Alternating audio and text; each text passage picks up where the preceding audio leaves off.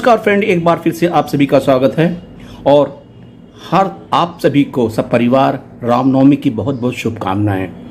आप स्वस्थ रहें और स्वस्थ अच्छे से रहें, प्रॉस्पेरस हों, यही कामना के साथ इस वीडियो की शुरुआत करते हैं। फ्रेंड्स, कल रात यानी 9 अप्रैल की रात में एक ट्वीट आया CS वेंकटचलम साहब का, जो AIBA के जनरल सेक्रेटरी हैं। IBA is calling for a meeting with Workmen Union, Officers Association on residual issues on 30th forenoon। यानी कि 13 अप्रैल को IBA ने ऑफिसर्स यूनियन को AI और वर्कमैन यूनियन को मीटिंग के लिए कॉल किया है, ताकि जो रेजिडुअल इश्यूज बचे हैं उसके बारे में डिस्कस किया जा सके। फिर इस ट्वीट का कंफर्मेशन अदर्स ऑफिसर्स यूनियन ने भी किया।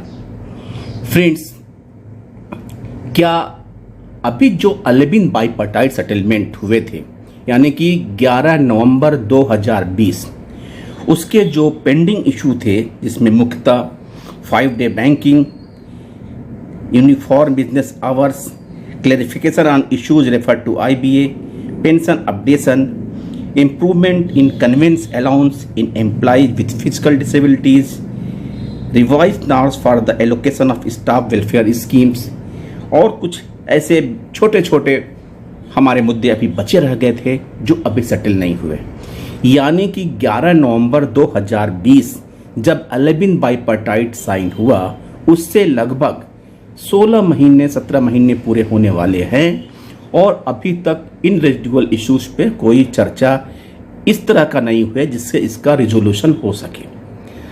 आपको याद होगा कि UFBU ने 18 जनवरी को इस बारे में अपना एक पत्र IBA को लिखा था, लेकिन उस IBA के पत्र लिखने के बाद IBA ने इसका क्या जवाब दिया, UFBU ने इस तरह के क्या डेवलपमेंट हुए, इस बारे में कोई किसी के संज्ञान में नहीं आया।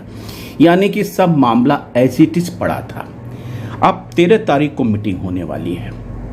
13 तारीख की मीटिंग में क्या डिसाइड होता है, क्या डेवलपमेंट होती है, क्योंकि आपको शायद याद होगा कि 22 अप्रैल को कोर्ट में IBA को पेंशन अपडेशन जो कमेटी बनाई गई है उसके रिपोर्ट को अथवा इंटरिम रिपोर्ट को रखने की, सबमिट करने की बात है। क्या डेवलपमेंट होता है ये 13 के बाद ही खबर आएगी। लेकिन इन द मीन टाइम हम ये कहना चाह रहे हैं कि AIBA ने, जो अधिकारी यूनियन है all India bank officer association ने 12th बाईपार्टाइट सेटलमेंट के वेज रिवीजन के जो चार्टर और डिमांड्स फ्रेम कर रहा है उसके बारे में अपने यूनिट्स को इन्फॉर्म किया है। Mister V Ramabhadran, convener wage committee, ने all affiliated units state committees को एक पत्र लिखा और सर्कुलर 7 अप्रैल को लिखा। उसमें लिखा, our wage revision will be due on 1 November 22, keeping in mind the necessity and also the time constraint the extended office bearers meeting held at Ernakulam on 5th and 6th March 22 constituted a committee with the undersigned as the convener and Comrade Sanjay Khan, Comrade Nirmal Datta, Comrade Gaurav Goyal and Comrade Jayakala as member, to collect the details from the units and members, thereby facilitating the formulation of the charter of demand appropriately. To have the collective expression from the members through state committees, it is advised to decide to disseminate the information pertaining to the demands, and the feedback may please be sent by a mail and also by post to our office within a 15 days time. The broad issues are construction of pay scales by merging the DA. Second, merger of a special allowance plus DA up to October 22. Reasonable loading on basic pay. Increase in quantum of HRA commensurate with the market rent. Increase in quantum of CCA commensurate with the cost of index. post allowance to the branch heads, departmental heads. Scrap new pension scheme and extend old pension scheme to officers employed with effect from 1st April 2010.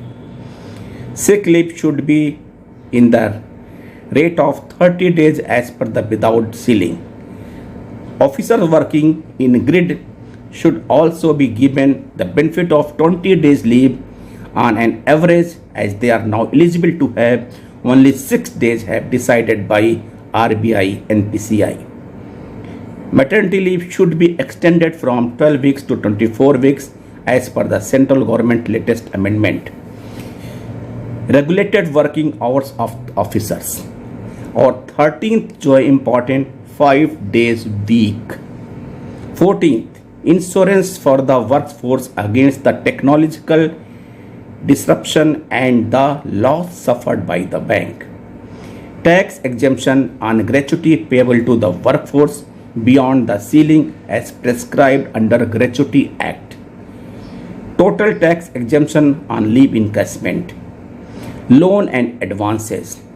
Improvement in LFC and the monetization of LFC.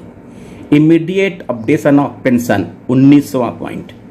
Senior citizens are to be taken care of the state country as it is prevailing in various countries all over the world. Hence payment of the pension, family pension, updation of pension is to be borne by the central government. Pension is not an income, it is a fund into which a sum of money is added during the employee's employment years and from which payments are drawn to support the person's retirement from work in the form of periodic payments. Hence, it should not be taxed. The non-financial demands, residual issues of the last settlements which are not settled so far are to be settled. Any other issues which is the relevant to the wages. यहाँ पे 2 बातें मैं important आपको coat करना चाहता हूँ कि 5 day week 13वां नंबर, पेंशन अपडेशन 19वां नंबर. अगर इन रेजिडुअल इश्यूज को हम 12th बाईपार्टाइट के चार्टर ऑफ डिमांड में ऐड करते हैं तो इसका मतलब क्या हुआ कि 12th बाईपार्टाइट का इनिशिएशन नवंबर 22 में होगा और अभी तक पास्ट एक्सपीरियंस के हिसाब से ऐसा कोई भी सेटलमेंट बाईपार्टाइट नहीं हुआ है जो 3 साल के अंदर हुआ हो. यानी अगर नवंबर अक्टूबर 22 में 12th बाईपार्टाइट इनिशिएट होगा तो 3 साल मान के चलिए, फिर नवंबर दिसंबर 25 में सेटलमेंट होने की संभावना होगी. ये भी डिपेंड करता है कि गवर्नमेंट कौन सी है, पॉलिटिकल माहौल क्या है, अलग अलग. लेकिन इसके बाद अब सोचिए, यानी कि 5 day week का जो डिमांड हमारा पिछले 11th बाईपार्टाइट से चल रहा है उसको हम सेटल ना करके एक मौका IBA को दे रहे हैं कि आप इसको 25 तक एक्सटेंड करिए. फिर दूसरा पॉइंट है जो पेंशन अपडेशन का, जो मुद्दा 28 साल से लटका हुआ है उसको फिर हम IBA के हाथ में देने जा रहे हैं कि भैया ये मुद्दा अभी 25 तक आप लाइव रखो, आप इसको होने की बात ना करो. यहाँ बात ये होना चाहिए कि दीज आर द 11th बाईपार्टाइट के रेजिडुअल इश्यूज हैं और ये issues before initiation of the 12th bipartite it's must be resolved. अगर ये हमारे मुद्दे रिजॉल्व नहीं होते हैं तो इस तरह से जिस तरह पिछले 28 साल से पेंशन अपडेशन का केस लटका हुआ जा रहा है, अगले 12th बाईपार्टाइट, फिर 13th बाईपार्टाइट, फिर 14th बाईपार्टाइट, ना जाने कहाँ, तब तक हमारे कितने रिटायर्ड साथी इस लाभ को उठाने के लिए बचेंगे, नहीं बचेंगे, गॉड नोज. सो इस तरह से IBOC, AIBA या किसी भी यूनियन का या जो चार्टर ऑफ डिमांड तैयार हो उसको सेपरेट इशू रखना चाहिए कि जो पेंडिंग मामला है 11th बाईपार्टाइट का, it must be resolved before initiation of the 12th bipartite. और 12 बाईपार्टाइट का जो चार्टर ऑफ डिमांड है, it should be very logical and concrete instead of lengthy, लंबा करके खींच के नंबर ऑफ पॉइंट्स बढ़ाने के बजाय ऐसे पॉइंट्स रखिए जो आपको सेटल करना हो, और ये मान के चलिए कि हमको 3 साल नहीं, हमको within 6 month to 12 month के बीच में सेटल कर देना है। थैंक यू फ्रेंड्स, नए अपडेट के साथ फिर से मिलते हैं, तब तक के लिए नमस्कार, धन्यवाद।